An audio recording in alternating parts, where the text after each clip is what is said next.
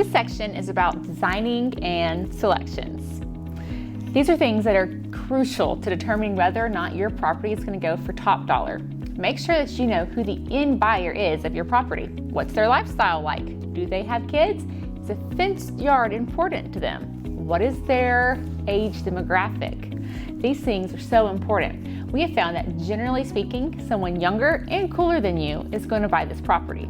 So go a little trendier than you normally would in, let's say, your personal home. However, it is important, you're going trendy, but it's important to always have good fixed features that are classic. For example, a quartz countertop is going to be with that house for a very long time. They probably, even if they paint their cabinets, they're not going to redo that quartz. With a nice quality quartz, that's going to be a selling piece for the house. Also, stainless steel appliances are great. Now, green cabinets are fun, and we're currently getting a project right now, but that's really going to limit your pool of buyers. So know your market. Now, we do know that in the market we're doing the green cabinets, that it can handle that, and the buyers do want that there. But generally speaking, kitchens sell homes, and you want big white cabinets sell. That's why we do those in most of our homes. And we also do that with with the big quartz, the marble looking quartz. That's what people want, and they're very durable. Paint color is a huge deal breaker for some people. So don't paint a house your favorite color, unless your favorite color is Sherwin-Williams color of the year. Don't paint the color that is too bright or too bold. Generally, a crisp white house with black trim is going to sell. It's super classic.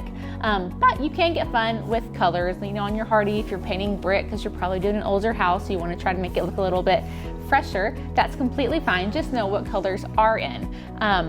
Also, your doors, your front doors, make sure they're impeccable. You want them to either be stained really nicely or a good fun pop of color with a really good light fixture. Speaking of light fixtures are imperative to have in a house because one, they give off light, obviously, but two, they can completely change a room.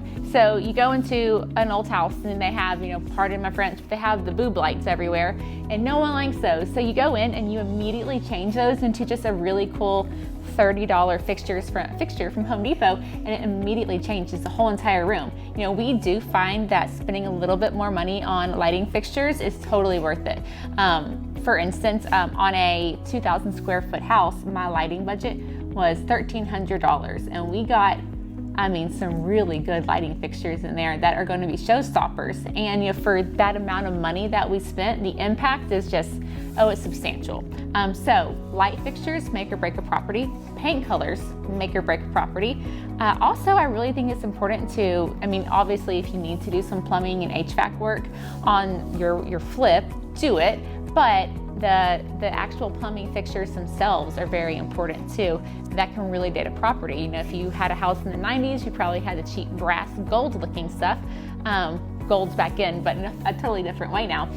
So I would definitely change those out. Those can cost a little bit more and be more labor intensive because sometimes you might have to have a licensed plumber come do it, but it's definitely worth the effort as well. So we find that to be a huge benefit. And Tile is something that I like to splurge on because it makes such an impact in the house.